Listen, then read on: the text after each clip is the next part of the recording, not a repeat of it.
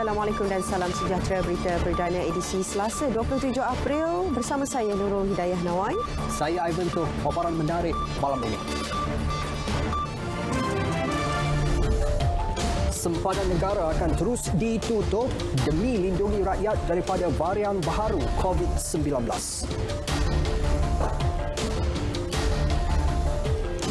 SOP Aidilfitri diperhalus, seluruh Kelantan kekal PKP hingga 17 Mei.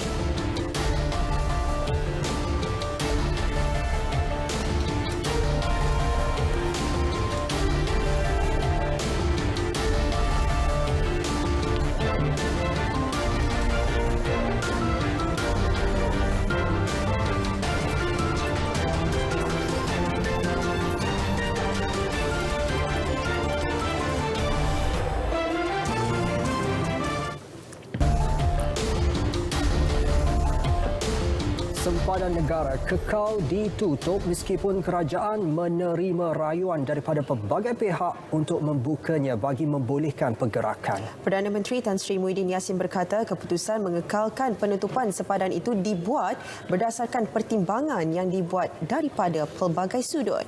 Menurut beliau, perkara berkenaan merupakan antara faktor penting yang diberi keutamaan ketika ini.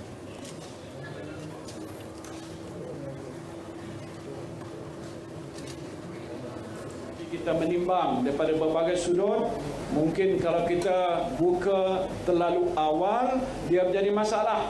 Kalau tak buka langsung pun, seperti sekarang pun bermasalah. Ini pertimbangan-pertimbangan yang amat sukar, yang saya sendiri terpaksa buat. Beliau menghadiri majlis tahlil dan penyampaian sumbangan bersempena Ramadan Al-Mubarak peringkat Dewan Undangan Negeri Gambir di Bukit Gambir Muar.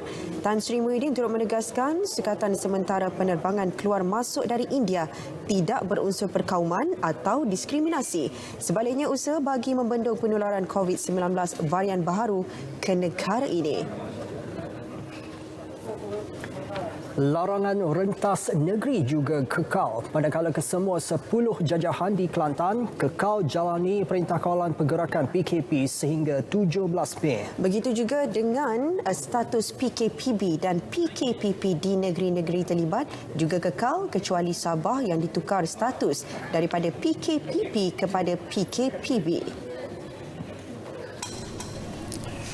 Secara keseluruhan, KKM mengesahkan status COVID-19 di kebanyakan negeri ketika ini menunjukkan tren tidak stabil serta nilai R0 meningkat dan melepasi angka 1.0 sejak 20 hari yang lalu.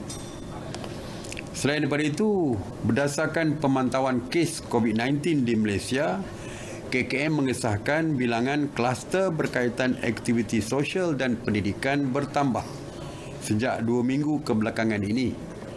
Kes rentas negeri juga kekal tinggi di Kedah, Perak, Kelantan, Melaka, Pahang dan Sarawak. Pengekalan status PKP, PKPB dan PKPP bagi negeri-negeri berkenaan berkuat kuasa bermula 29 April sehingga 17 Mei kecuali Sarawak bermula hari ini sehingga 17 Mei. Mengenai SOP Aidilfitri pula, Datuk Seri Ismail Sabri berkata ia sedang diperinci oleh JAKIM bersama Kementerian Kesihatan dan Majlis Keselamatan Negara dan jelasnya SOP tersebut dijangka diumum dalam masa terdekat. Saya dah kata saya akan umumkan SOP Aidilfitri iaitu sambutan sewaktu Aidilfitri akan diumumkan, iaitu tentang takbir, tentang solat Aidilfitri, kunjung-mengunjung sewaktu Aidilfitri, berziarah tanah perkuburan akan diumumkan. Sementara itu, Datuk Seri Ismail Sabri menegaskan SOP mengenai sambutan Aidilfitri yang tular di media sosial hari ini adalah palsu dan tidak benar. Fake. Tak betul, ya. Saya tak pernah umumkan SOP Aidilfitri.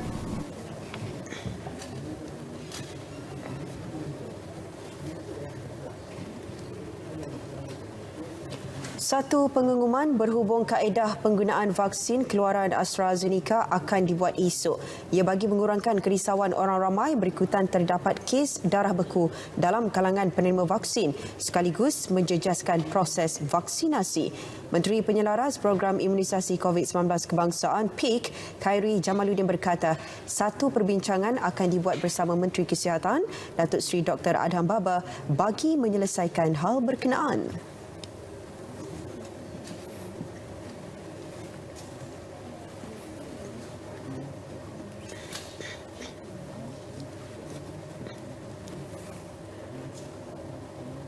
Akan kita buat satu pengumuman besok tentang kaedah penggunaan AstraZeneca yang boleh mengurangkan kerisauan orang ramai. Besok ada PC saya dengan Dr. Adham tengah hari kan. Besok saya akan umumkan sesuatu dengan Dr. Adham berkenaan dengan AstraZeneca. Walaupun selamat, walaupun data, sains, segala-galanya menyatakan bahawa AstraZeneca selamat, saya mengambil kira pandangan daripada rakyat yang gusar. Ya. Kita tidak mahu vaksin ini menggugat program imunisasi. Beliau yang juga Menteri Sains, Teknologi dan Inovasi berkata demikian selepas membuat lawatan di Pusat Pemberian Vaksin PPV COVID-19 di Dewan 2020 Kangar. Secara keseluruhan, 65,849 individu sudah mendaftar untuk suntikan vaksin COVID-19 di Perlis. Bagi fasa kedua, 23,550 golongan warga emas, komorbid dan orang kurang upaya di negeri itu telah berdaftar. Mana-mana pihak yang ingin menjadi golongan terawal menerima vaksin COVID-19 masuk pengawal media boleh mengemukakan permohonan kepada Badan Bertindak Imunisasi COVID-19 CITF. Menteri Kesihatan Datuk Seri Dr. Adham Baba memaklumkan setakat ini KKM belum menerima sebarang senarai daripada pihak media dan sekiranya ada permohonan, KKM akan mengemukakan kepada CITF bagi tindakan selanjutnya. Jadi kita ada matriks yang kita gunakan untuk melayakkan mereka menerima atau tidak. Jadi tidak ada istilah potong queue di situ ya. Anggota media kita bersetuju sebenarnya untuk memberikan fasa 2 kerana kita masih lagi belum menerima line listing daripada pihak media dan kita akan kemukakan kepada CITF untuk dipertimbangkan. Katanya program imunisasi COVID-19 kebangsaan telah disusun secara sistematik mengikut fasa ditetapkan dan permohonan untuk menerima vaksin awal akan dilakukan dengan kaedah tertentu oleh CITF. Kesejahteraan masyarakat luar bandar tidak pernah diabaikan. Perdana Menteri Tan Sri Muhyiddin Yassin mengumumkan pembayaran dividen kepada pekebun kecil Risda dan peserta Felcra melibatkan nilai keseluruhan RM189.08 juta. Ketika berucap merasmikan Majlis Penyampaian Dividen Risda dan Felcra di Ibu Negara, beliau berkata dividen Risda berjumlah RM38.17 juta dibayar kepada 16,080 peserta rancangan tanam baru berkelompok RTBB. Manakala 15,165 peserta tanam semula komersial TSK 2020 menerima bayaran RM43.86 juta melibatkan keluasan 20,123 hektar. Risda turut mengagihkan keuntungan zakat korporat kepada lebih 4,000 asnaf pekebun kecil dan institusi agama terpilih berjumlah RM2.48 juta. Dengan usaha-usaha kerajaan dan pelbagai bantuan yang disediakan ini, masyarakat luar bandar akan lebih bertambah maju dan berdaya saing. Saya akan sentiasa menyambut baik usaha-usaha KPLB dan juga agensi-agensi untuk memertabatkan kesejahteraan masyarakat kita yang ada di luar bandar sana. Sementara itu, 58,826 peserta Felcra akan menerima agihan akhir lebihan keuntungan tahun 2020 berjumlah RM107.053 juta secara berperingkat bermula hari ini. Ia adalah hasil keuntungan bersih daripada 890 projek ladang milik peserta yang dimajukan oleh Felcra. Perdana Menteri turut mengumumkan skop bantuan tanam semula getah kini diperluas dalam usaha membantu pekebun kecil meningkatkan pendapatan. Pekebun boleh memohon tanah kosong atau tanah selain ditanam getah yang berkeluasan. Tanah yang melayakkan bantuan itu adalah minimum 0.1 hektar hingga maksimum 5 hektar.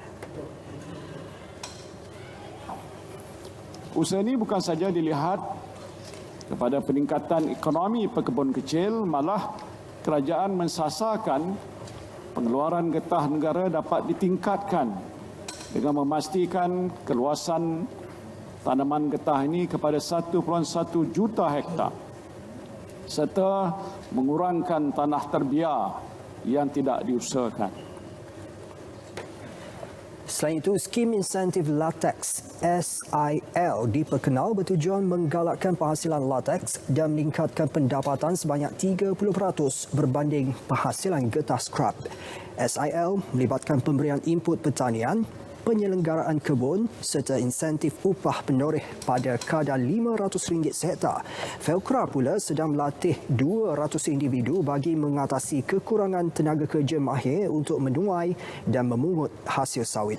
Pelbagai inovasi peladangan turut diperkenal demi memastikan kos pembangunan ladang-ladang milik peserta mencapai tahap efisien dan efektif selaras pengeluaran komoditi tersebut.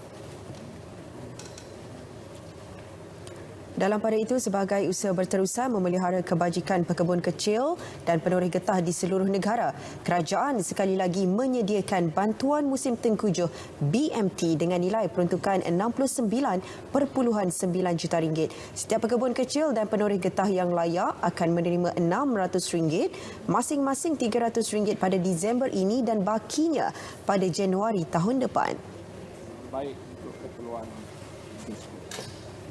menerusi KPLB, setiap tahun kerajaan bukan saja menyalurkan bajet yang besar untuk pembangunan masyarakat luar bandar, malah kerajaan yang prihatin ini juga memandang serius kebajikan pekebun kecil yang ditimpa bencana. Bantuan itu akan memanfaatkan 232,319 pekebun kecil dan penoreh getah, dan tahun lalu kerajaan memperuntukkan RM129.8 juta bagi bantuan musim tengkujuh dan RM64 juta untuk bantuan khas COVID-19.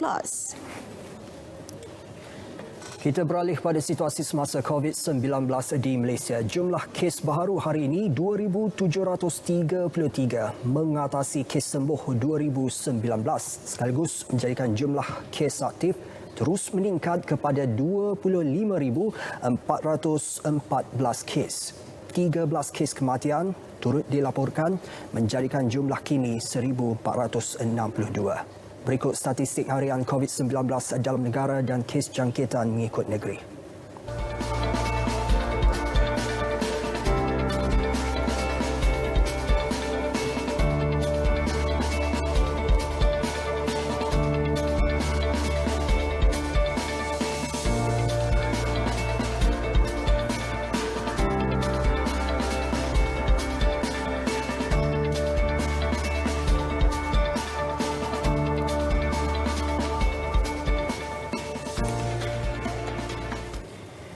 Dakwaan bahawa kerajaan mengekang pengkritik daripada bersuara adalah tidak benar sama sekali. Menteri Komunikasi dan Multimedia Datuk Saifuddin Abdullah berkata kerajaan menerima kritikan secara terbuka. Yang malah mengambil berat akan kritikan yang menjurus ke arah kebaikan dan kesejahteraan rakyat. Dalam satu kenyataan, Datuk Saifuddin menegaskan kebebasan bersuara sama sekali bukan bererti membenarkan pandangan atau hujah berunsur hasutan yang sengaja mencetuskan kekecohan dan penghinaan, apalagi menghina institusi diraja seperti dalam dakwaan beberapa kes baru-baru ini.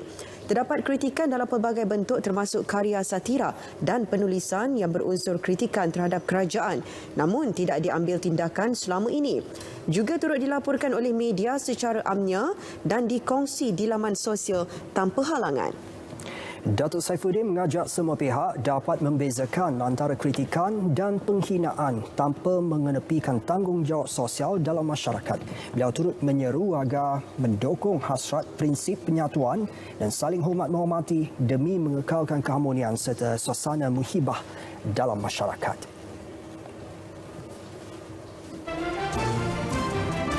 Projek perintis Taman Agroteknologi Pertanian Pedah akan dibangunkan di Arakuda, Tasik Gelugau. Paparannya seketika nanti.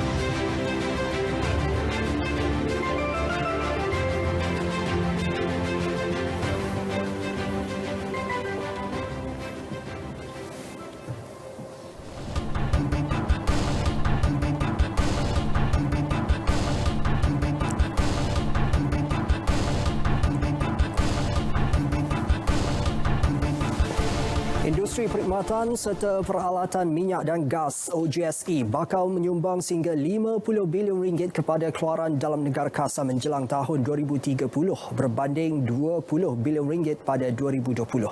Hasil itu mampu dicapai menerusi pelaksanaan Pelan Pembangunan Industri OGSE Nasional 2021-2030. The National OGSE Industry Blueprint 2021-2030 therefore aims to provide direction for OGSE companies to improve their competitiveness, efficiency and technological capabilities. We must ensure that the growth of the sector is achieved in a sustainable manner without greater cost to future generations, innovation and advancement in low carbon technologies.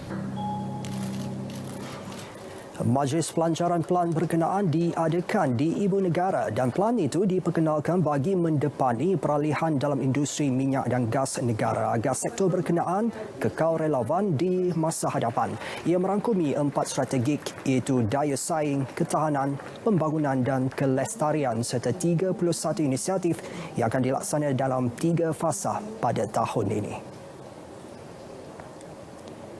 Bursa Malaysia Berhad merekodkan keuntungan bersih berjumlah 121.4 juta ringgit bagi suku keuangan pertama berakhir 31 Mac lalu. Ketua Pegawai Eksekutif Bursa Malaysia Dato' Mohamed Umar dalam satu kenyataan menjelaskan untung bersih bagi tempoh berkenaan meningkat 87.5% berbanding 64.7 juta ringgit tempoh sama tahun lalu. Peningkatan disumbangkan pendapatan operasi lebih tinggi berjumlah 228 juta ringgit. Manakala perbelanjaan operasi bagi suku pertama meningkat 9.2% kepada 69.4 juta ringgit. Dan jelas Dato' Mohamed Umar, Bursa Malaysia memulakan tahun ini dengan asas kukuh berdasarkan momentum baik pada tahun lalu.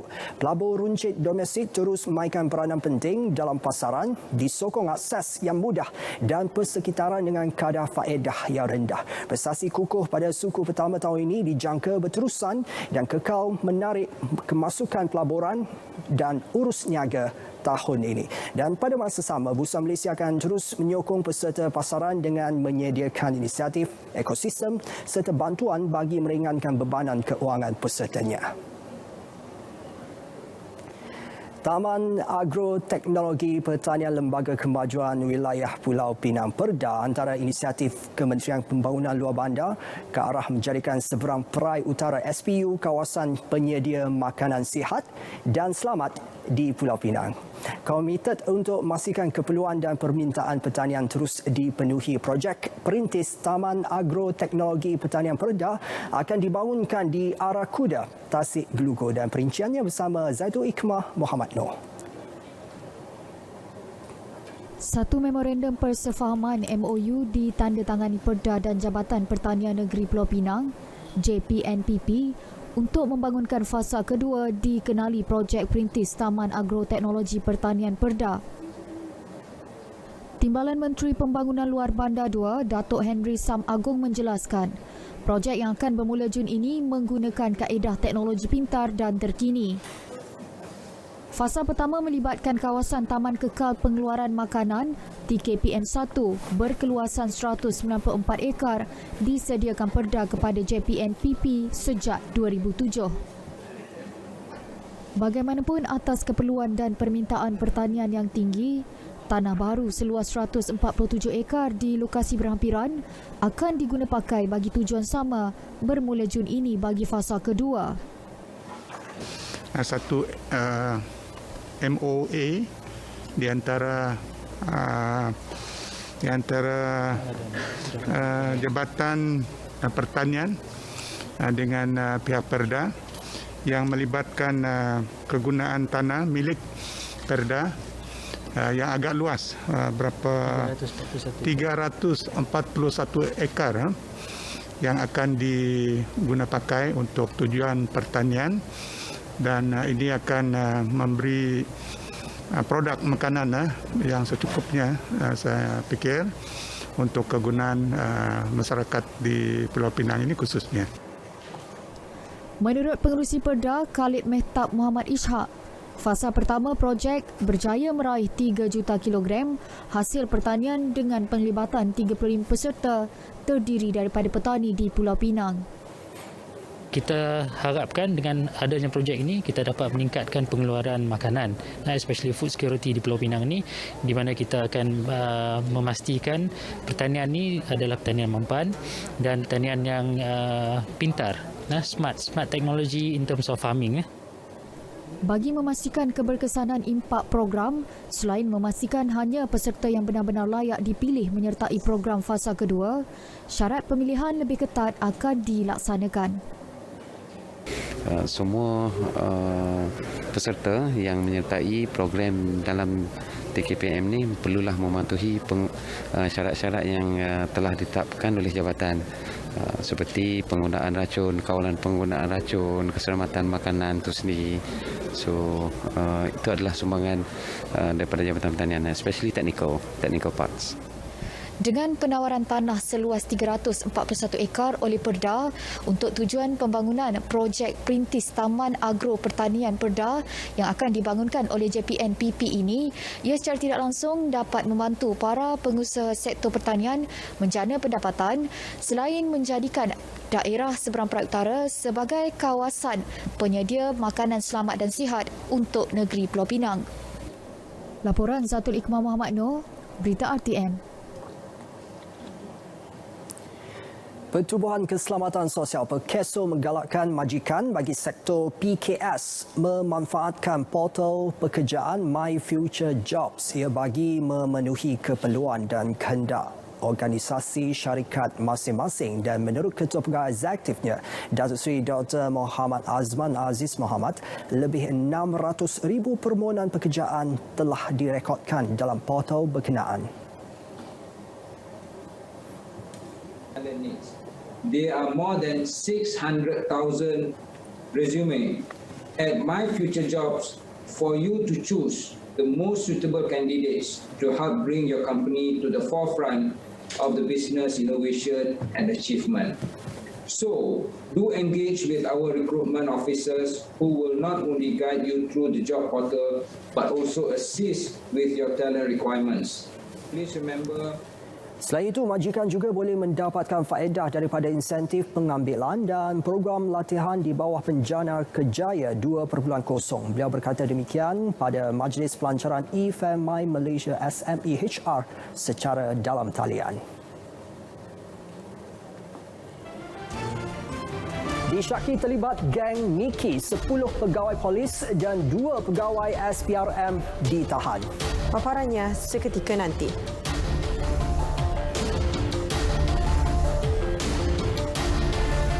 Sistem aplikasi MES 999, bantuan kecemasan kini lebih mudah. SafeMe 999 Polis menghubungkan seluruh rakyat Malaysia kepada pihak polis. SafeMe 999 Deaf untuk golongan kurang upaya pendengaran dan pertuturan. Dan SafeMe 999 Blind untuk golongan kurang upaya penglihatan. Muat turun secara percuma melalui telefon pintar anda. MES dan aplikasi 999 memudahkan panggilan kecemasan.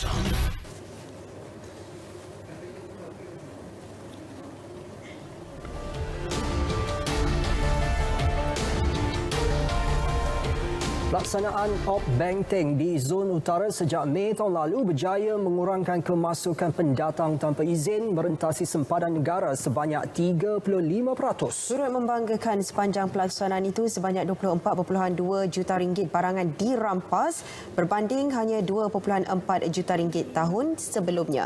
Menurut Panglima Medan Barat Tentera Darat, Lieutenant General Datuk Muhammad Hafizuddin Jantan, kejayaan oleh pasukan Markas 2 Division itu hasil keberkesanan menangani kemasukan parti ke negara ini melalui lorong tikus dan laluan haram di sempadan negara. Katanya dengan penerimaan aset mobiliti baharu bagi penugasan Op Benteng Zon Utara hari ini, ia akan membantu meningkatkan keberkesanan operasi. Ia melibatkan 6 buah unit ATV dan 4 buah pacuan 4 roda.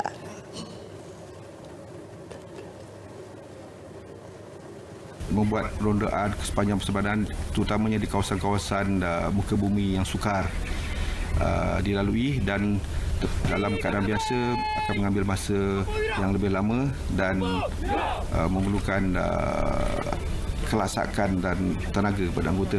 Jadi dengan keupayaan baru ini, kita yakin anggota-anggota boleh beroperasi dengan lebih pantas, lebih tangkas dan berkesan dalam usaha kita untuk menguasai kawasan tanggungjawab yang begitu besar sepanjang sepadan.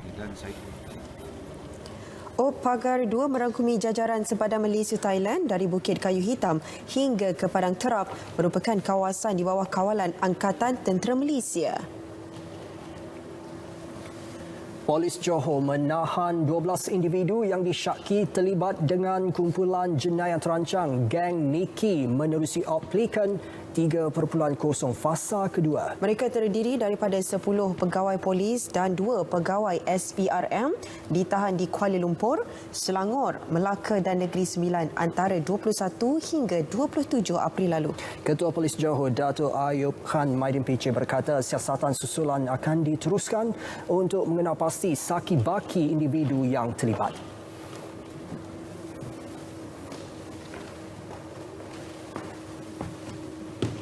So, jumlah ni adalah satu benda yang berubah-ubah, bukan statistik. Macam sekarang, saya pun tak boleh maklum dekat tuan-tuan sama akan ada tanggapan atau tidak lagi. Ini bergantung dari siasatan yang kita tahan ini.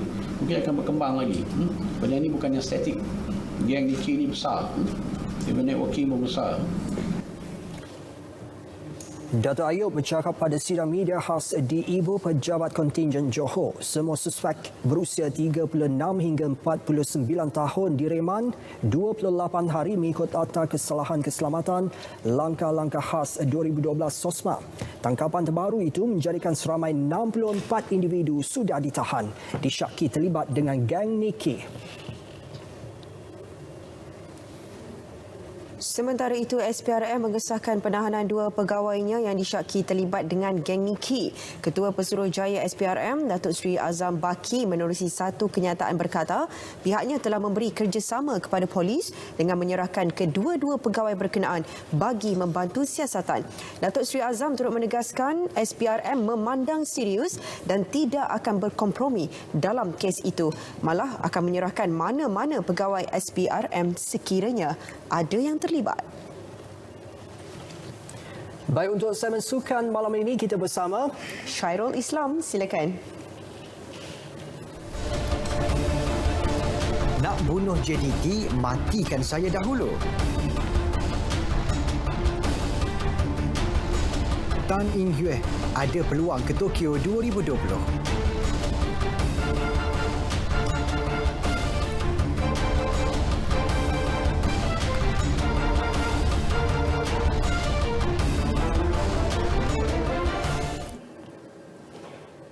Assalamualaikum dan salam sejahtera bersama saya Syairul Islam dalam edisi Sukan. Untuk edisi Sukan malam ini kita mulakan dengan perkembangan bola sepak.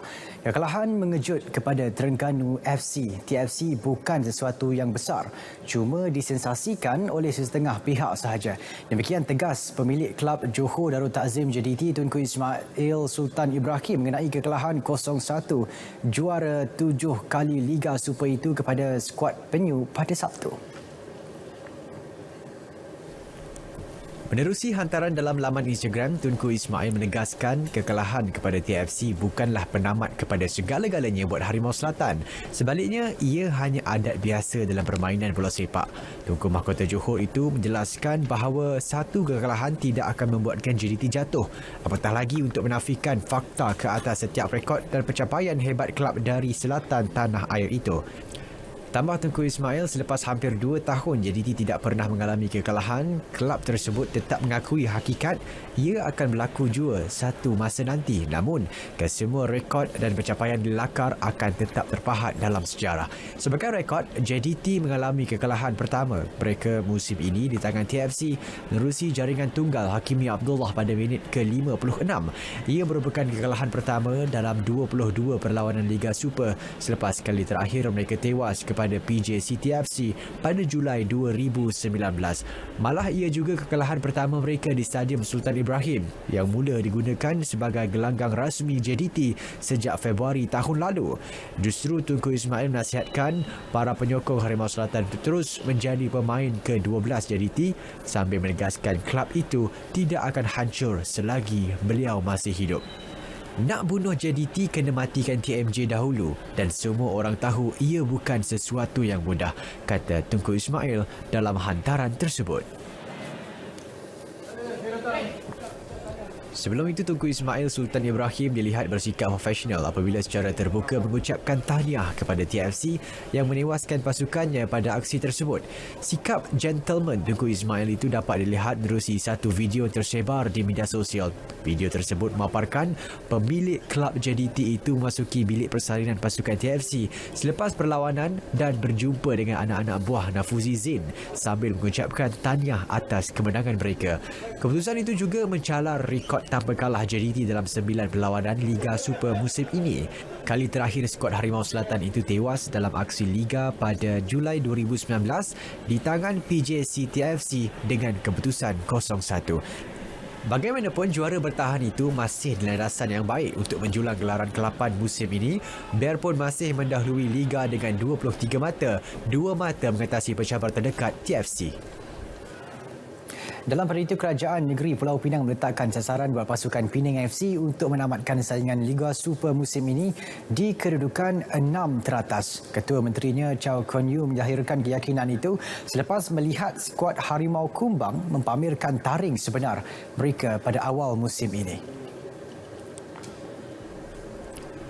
Menurut Kun Yau, beliau berharap para pemain Penang FC dapat mengekalkan momentum kemenangan sehingga ke hujung saingan.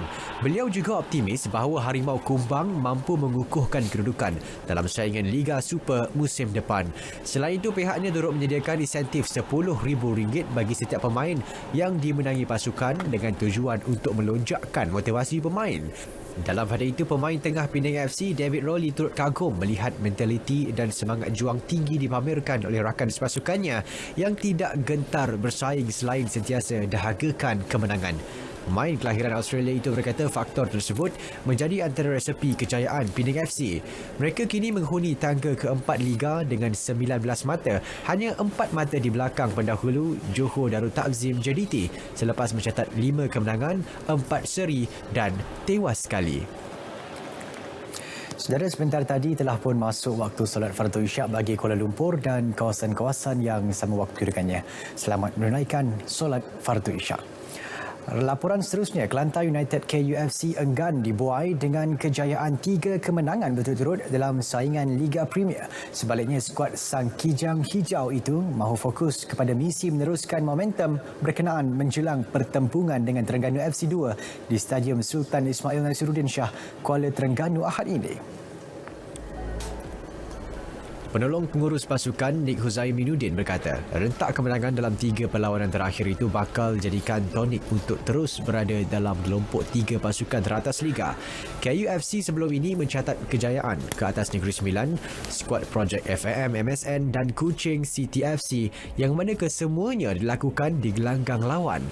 Justru skuad kendalian Akira Higashiyama itu perlu berwaspada apabila bertemu TFC 2 pada aksi terakhir pusingan pertama Liga Premier. Selepas 9 perlawanan, pasukan dari Pantai Timur itu berada di kedudukan ketiga dengan 16 mata selepas mencatat 5 kemenangan, 1 seri dan 3 kekalahan.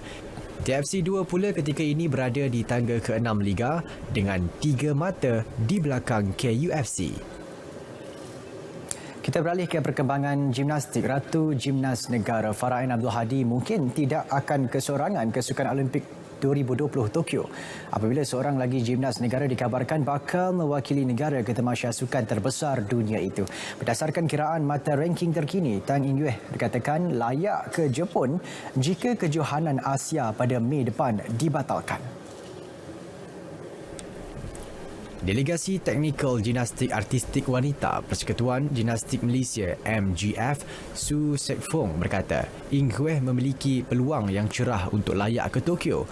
Bagaimanapun, pihaknya masih menunggu maklumat rasmi daripada Persekutuan Gimnastik Antarabangsa FIG. Mungkin Asian Championship akan dibatalkan. Kalau dibatalkan, yang 2 slot itu dia akan mengikut yang result dari World Championship 2019. Dari result itu, setakat ini seorang lagi gimnas dari Malaysia yang mungkin ada peluang. Setakat ini hanya Farah Ain sahaja yang telah pun memiliki tiket ke Tokyo sekaligus menjadi gimnas ketiga ke tamasya itu selepas Au Lian di Sydney, Australia pada tahun 2000 dan Eng Shu Wai di Athens, Greece pada 2004. Sementara itu, MGF menerusi kepimpinan Jawatankuasa Paharu Brazam untuk melupakan segala kontroversi yang melanda badan induk itu tahun lalu. Tumpuannya kini ke arah pembangunan persatuan yang lebih kukuh selain mengekalkan hubungan baik sesama ahli gabungan.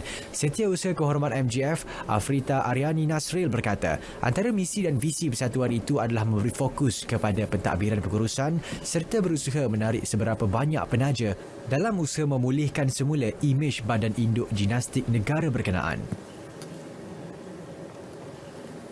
Kita tidak akan memandang belakang dan akan meneruskan segala apa juga plan yang tertangguh dan akan meneruskan plan kita sehingga kesemuanya selesai dan akan memperbetulkan apa-apa yang terganggu dan membawa sukan kita ke arah yang lebih tinggi. Sabtu lalu, MGF mengadakan pemilihan jawatankuasa tertinggi menerusi mesyuarat agung tahunan. Ia menyaksikan Presiden Persatuan Gimnastik Pulau Pinang, Datuk Tan Gin Sun menang tanpa bertanding kerusi nombor 1 MGF bagi penggal 2021-2023. Datuk Tan Gin Sun akan dibantu Kauget Kor yang mempertahankan jawatan Timbalan Presiden bagi penggal kedua berturut-turut. Selain itu, 3 posisi naib Presiden disandang Datuk Azmi Abbas, Francis Loh Sun Pak dan Lee Wan Nin. Krisis dalaman MGF mencapai kemuncaknya pada Oktober tahun lalu selepas 7 daripada keseluruhan 11 ahli gabungannya menyatakan usul hilang percaya terhadap bekas residen yang juga bekas gimnas negara Rachel Lau. Atlet dan pegawai yang telah disenaraikan oleh Kementerian Belia dan Sukan KBS untuk menerima suntikan vaksin fasa kedua diharap dapat memenuhi waktu temujanji yang ditetapkan. Ketua Pengarah Majlis Sukan Negara MSN, Datuk Ahmad Safawi Ismail berkata, ia bagi memastikan perancangan yang dilaksana untuk kesemua atlet dan pegawai khususnya bagi melayakkan diri ke Sukan Olimpik di Tokyo dapat berjalan lancar. Jadi saya rasa insya-Allah sepatutnya sekarang ni kita menggalakkan semua yang telah disenaraikan untuk menjalani vaksin tersebut. Janganlah ada yang tertinggal yang akan menyebabkan jadual itu terganggu dan numbers itu akan masih berkurangan. Sama-sama kita sokong usul vaksinasi tersebut untuk kita mencegah COVID-19. Beliau berkata demikian selepas pelancaran jelajah sokongan kontingen Road to Tokyo 2020 yang disempurnakan Ketua Menteri Melaka Datuk Seri Sulaiman Mat Ali di Seri Negeri Ayakro. Terdahulu untuk fasa pertama program imunisasi COVID-19 kebangsaan, seramai 264 atlet dan pegawai sukan telah menerima suntikan vaksin. Manakala untuk fasa kedua pula, seramai 70 atlet dan pegawai sudah menerima temujanji bagi suntikan vaksin. Secara keseluruhan, KBS menyaraikan kira-kira 4,000 atlet dan pegawai untuk menerima suntikan berkenaan. Sementara itu, dalam perkembangan lain, Datuk Safawi turut memberitahu senarai akhir atlet yang layak ke Sukan Olimpik dan Paralimpik 2020 Tokyo hanya akan diketahui pada awal Julai nanti. Ini kerana jelas Datuk Safawi amat sukar bagi pihaknya menyatakan jumlah atlet yang layak ke tamasya berkenaan memandangkan pusingan kelayakan masih berlangsung. Menurut Safawi, sebagai contoh, pusingan kelayakan bagi sukan lawan pedang semalam menyaksikan atlet negara hampir layak untuk ke tamasya berkenaan dalam kategori B. Kita akan tahu senarai akhir itu pada awal bulan Julai. Selepas semua proses qualification, sebab proses qualification ini terletak kepada persatuan-persatuan sukan antarabangsa. Swimmingnya lain, badmintonnya lain, olahraganya lain. Jadi semua tu sekarang ni dunia tengah bergelut untuk mengadakan kejohanan kelayakan. Itu yang persoalan yang kita paling susah hati sekali lah. Mana kalau kejohanan kelayakan itu dapat dilakukan, proses itu akan dapat berlaku. Malah katanya terdapat pasukan-pasukan kebangsaan yang masih berpeluang menyertai tamasya itu berdasarkan tiket wildcard jika ada negara peserta yang menarik diri. Terdahulu, Ahmad Safawi memaklumkan pihaknya menyasarkan seramai 33 atlet kebangsaan dan 35 atlet Paralimpik dapat melayakkan diri ke tamasya Sukan Olimpik dan Paralimpik Tokyo 2020 yang dijadualkan berlangsung pada Julai dan Ogos ini.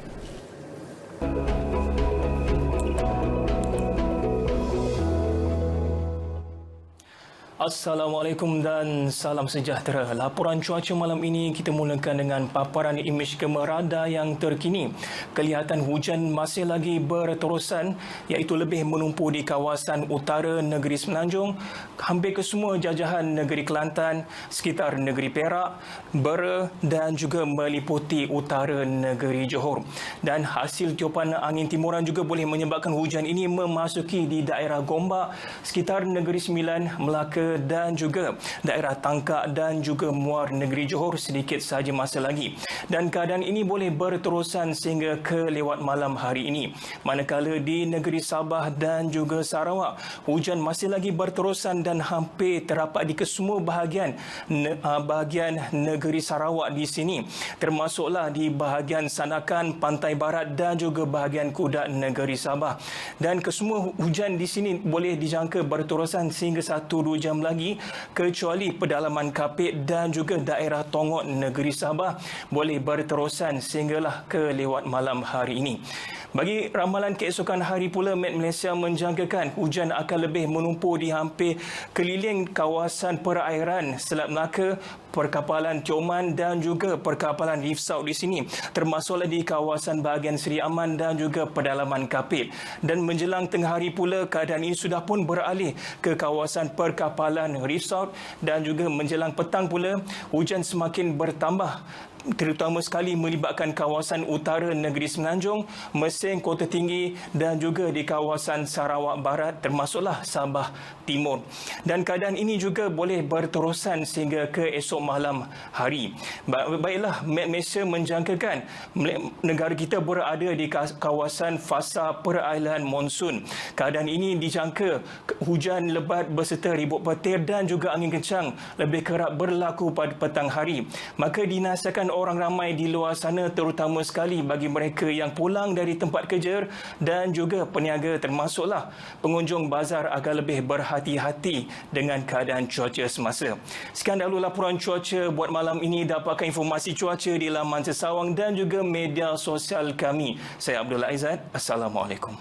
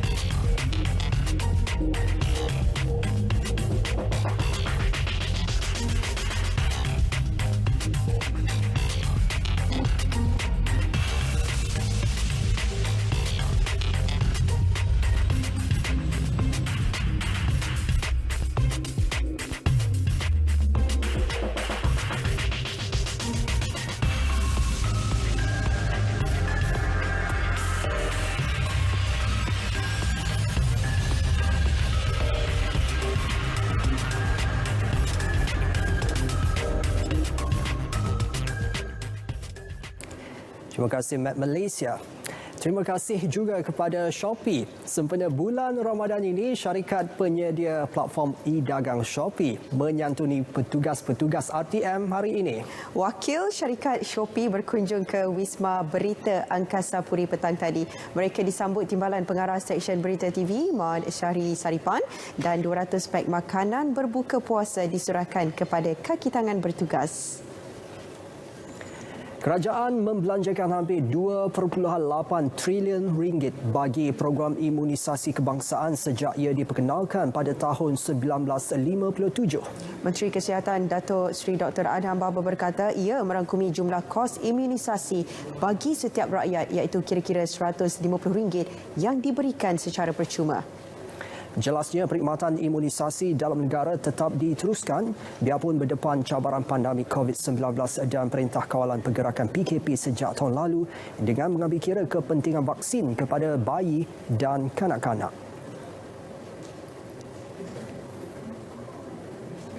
Antara yang kita dapat lihat ialah pemberian vaksin yang berkaitan dengan polio, BCG, hepatitis B dan juga influenza serta DPT dan juga mumps rubella. Kerajaan sangat bertanggungjawab atas tersebut dan kini kerajaan membelanjakan 3 bilion untuk COVID-19 vaksin dan juga tambahan 2 bilion untuk pengurusan dan juga untuk program mass vaccination.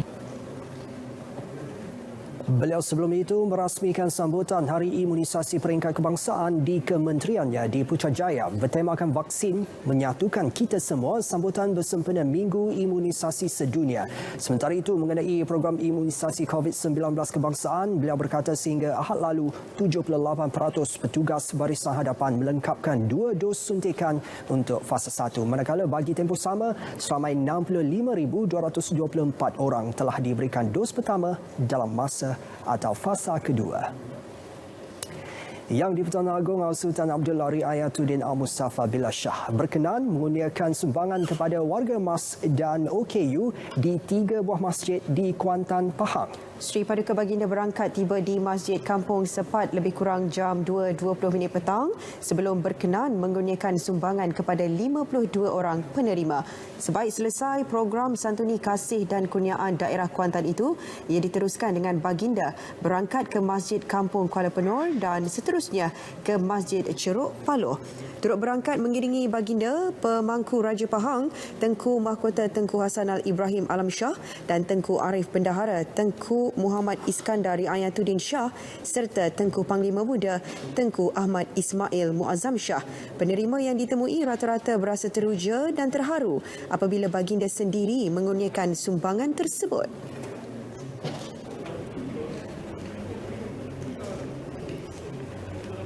Ini kali pertama saya berjumpa dengan tuanku. Perasaan saya teruja lah. Amat gembira lah rasanya. Makin rasa bersyukur sebab yang Agung datang sini kan bagi sumbangan untuk kami semualah. Syukur, banyak-banyak bersyukur lah. Sumbangan termasuklah barangan keperluan harian dan wang tunai. Finas dengan kerjasama RTM menawarkan dana pelaksana 3.0 kenegaraan kepada syarikat produksi tempatan bertujuan meningkatkan penghasilan karya kandungan kreatif bertemakan kenegaraan. Tawaran dana itu juga berupaya menjana semula ekonomi industri kreatif yang terkesan akibat COVID-19. Ya, Finas melalui kenyataan medianya maklumkan dana itu ditawarkan kepada syarikat produksi tempatan untuk menerbitkan karya bagi slot khas di platform stesen televisyen bertemakan kenegaraan. Ia melibatkan kategori penerbitan drama bersiri mini 8 episod dan super telemovie. Selain itu, Finas turut menawarkan dana program TV atau over the top OTT dengan kerjasama Media Prima kepada syarikat produksi tempatan yang melibatkan penerbitan telemovie. Dan itu bertujuan meningkatkan kandungan kreatif tempatan dan penontonan di platform penyiar OTT serta memperbanyak pemilikan hak cipta kandungan dalam kalangan penerbit tempatan bagi penjanaan keuntungan pada masa depan. Permohonan bagi dua dana tersebut telah dibuka semalam sehingga 25 Mei melalui laman sawang Finas.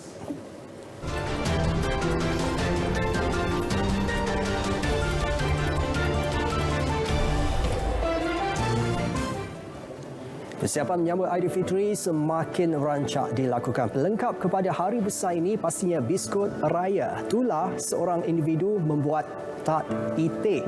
Juadah yang diubah suai ini menarik perhatian ramai berbanding bentuk tat nanas biasa. Hingga ada yang mahu mencuba menghasilkan bentuk tat yang unik ini.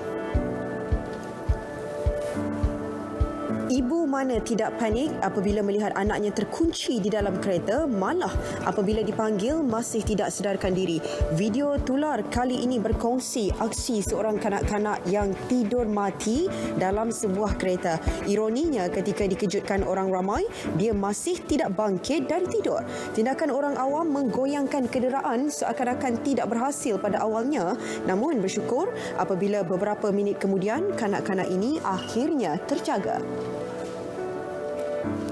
Dan ini pula kejadian aneh di Australia. Kelibat seakan-akan kanak-kanak melintas di lebuh raya menggemparkan penduduk. Seorang lelaki hampir melanggar kanak-kanak itu sebelum dia membuat laporan polis. Hasil siasatan, polis tidak menemui kanak-kanak di kawasan berkenaan dan peliknya lelaki tersebut mendakwa menerima panggilan menyatakan kanak-kanak itu telah ditemui dan selamat. Baik, berita perdana edisi 27 April berakhir di sini. Segera lakukan pendaftaran untuk janji temu vaksinasi COVID-19